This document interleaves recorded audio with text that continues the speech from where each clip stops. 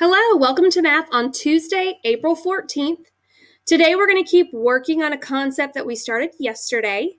I'm going to model problem number 1 for you, and when you go into Seesaw today, that will be completed for you. And then I'm going to ask that you solve problem 2, 3, 4, and 5.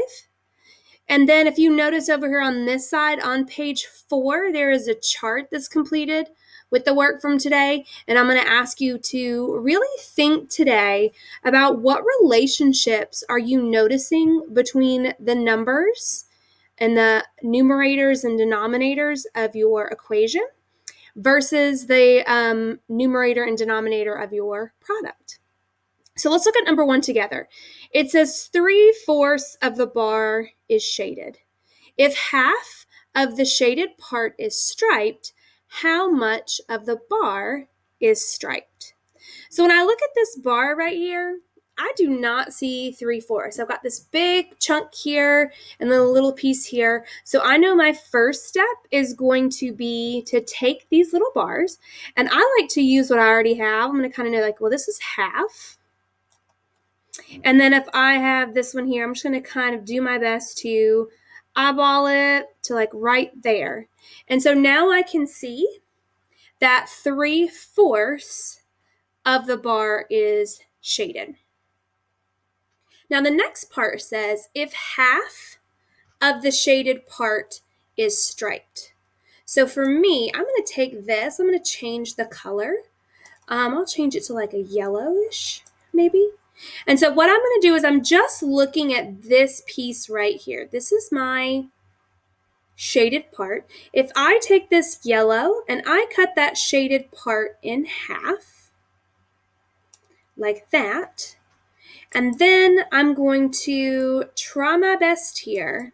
I'm not on my touchscreen computer, but to stripe half of that. So now I have striped half of the shaded part. But when I look back at that, I'm well, this looks a little bit wonky because here this is a big old chunk, and then this is smaller pieces, and then a big chunk and a big chunk. So what I have to do now is I need to go back through. I'm going to duplicate this yellow. Because really what I did is I took that fourth and I cut it in half. And so I'm going to go back through and I'm going to cut all of the fourths that I have in half. And one thing I really like about Seesaw is you can change the color of these because it really helps me see, okay, here was 1/4 and I cut that in half. And then here's my 2/4 and then I cut that in half. And then here's my 3/4 and I cut that in half. And here's my 4/4 and so I cut that in half.